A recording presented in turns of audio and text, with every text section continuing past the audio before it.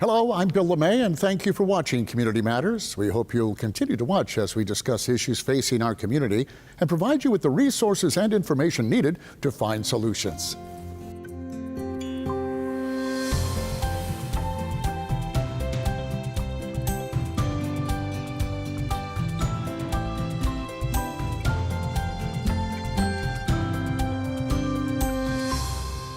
According to the CDC U.S. survey of family growth, roughly 20% of all women in their 40s have sought infertility services. Conversely, 37% of all pregnancies in the U.S. are unintended. Connecting families struggling to have a child with women that are experiencing an unplanned pregnancy has become a lifelong passion for one North Carolina attorney. Here to tell us more is board-certified family law attorney, founder and director of a Child's Hope adoption agency, E. Parker Herring. Welcome to the show. It's so good of you to join us today. Thank you, Bill. It's good to be here. Well, this is one of my favorite topics. It really is. I think adoption is absolutely wonderful. Would you mind sharing with us a little background on your agency and what it is you do? Well, 22 years ago, I was in New Mexico with a newborn that I was adopting. And my little boy Mackenzie's now 22, and I was touched by the adoption. I was touched by the complexity of it, the fact that she went to another state, the agency was based in another state, the legal complexities, the angst of the birth mother, finding out who the mother was. And then I came back and we totaled it all up, and we had spent 22 years ago $35,000. Oh my gosh. And so I talked to my law partner and I said, you know, I had a wonderful experience in that I had this sweet little boy, but I had a negative experience in that we had to rush out to New Mexico, stay for 10 days, and we're going to have to go down to Texas for the finalization. And then I was told I needed an attorney in New Mexico, attorney in Texas, and an attorney in North Carolina. And I asked my law partner, why was it so expensive? And he said, the main reason is that you traveled out of state to adopt because you had to stay there until the law in that state was met. You had your travel expenses, which were about $6,000 because we stayed for 10 days. And so I started thinking about that because $35,000 22 years ago is outrageous. Okay, that's about what my family spend now. So he and I set up an adoption agency, and our focus is North Carolina birth mothers with North Carolina families, with the thinking that you don't have to go out of state when the baby's born. You can meet the birth mother very easily ahead of time, and you don't have that complexity of laws issue. You're just finalizing in North Carolina. And it has cut the cost tremendously by about a third of what it is nationwide. Plus, it's just not as stressful. You know, families have match meetings in my office. They have match meetings at a restaurant off of I-40. They stay in touch. Almost all of our adoptions are open, as is the trend nationwide.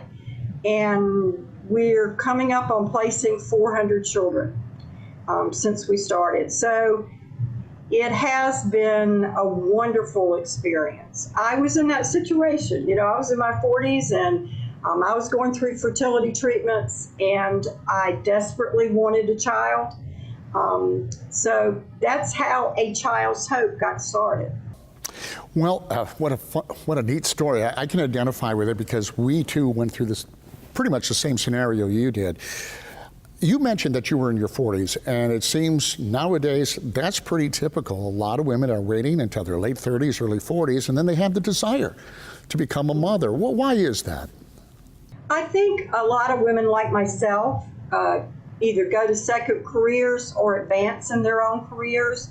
I had gone to law school, became an attorney, was out working, and frankly, it was 42 or 43 before I decided, okay, I'm settled, I'm in a good marriage, and I want to bring a child in my life. Now, your agency focuses on taking potential adoptive parents and hooking them up with the birth parents and adopting a child here in North Carolina. But you do more than that at the agency as well.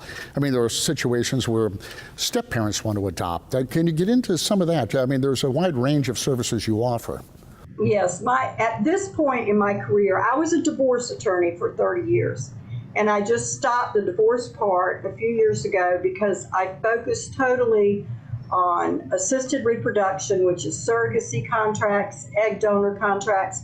People contact me about doing step-parent adoptions. We've been doing a lot of adult adoptions, which is interested, and relative adoptions. So it's the whole gamut. And also readoptions from overseas. So it's the relative gamut of adoptions. Now, since you started the agency 20 years ago, you've been doing this quite a while. You've had your own personal experience. Based on that experience and where you are today, what's changed? Oh, it's been amazing. Okay, the name A Child's Hope was because I wanted to be first in the Yellow Pages. Because if you remember those big books that we had, Yellow Pages, we would spend $100,000 a year in advertising. And so I came up with the name A Child's Hope, so we would be placed first in the Yellow Pages.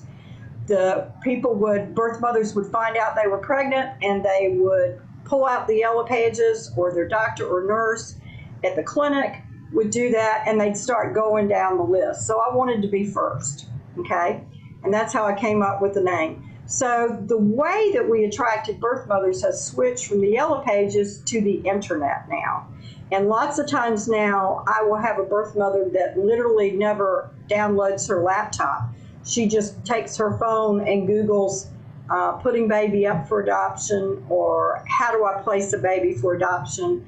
And that's how they find us. And so all of our website is a mobile app, and most birth mothers find us that way on the internet. And that's a big change. Well, and are you getting more response from potential mothers who are willing to give their child up? I mean, that seems to be very tough for adoptive parents, or they're looking for, especially newborns. I mean, that's what they look for, and there seems to be in short supply. Are more and more people turning to adoption, giving their child up as an option now? I don't know, honestly, what the nationwide statistics are, and will tell you that it's going to be very interesting to see how COVID affects this. And we're seeing some of that at our agency, because in April and in May, we had a record number of birth mothers contact us who were early in their pregnancy, at about 6 or 7 weeks, meaning they're due in December or January, which lines up exactly with COVID. And I'm sure you've heard stories about 9 months after a hurricane. And we're waiting to see, because we had 8 times in April and May contact us in the early phases of pregnancy. And so COVID is really changing how we're counseling. We're working with our counselors this week, because we are seeing a lot of women now afraid because they're pregnant, and they don't have a job. And that's, economics are one of the main reasons women place for adoption. They're just not going to be able to take care of a child. We're almost out of time in this segment, but I want to ask you, you've been doing this for 20 years. Has it changed you? I mean, what's it like for you to bring mom and dad together with a baby, something they want more than anything in this world? What's that like for you? It's very special. I stay in touch with the parents. I try not to cross that legal line, but we have a legal placement day, and it's very special. And I'll be out in the community at a mall or a park or the circus, and I'll see families that I had a part in bringing together, and I thank God for that blessing, being able to do that. Well, don't go away, folks. We're going to come back after the break, and we'll be able to speak to 2 families who have recently adopted a baby and learn about their journeys. Stick around.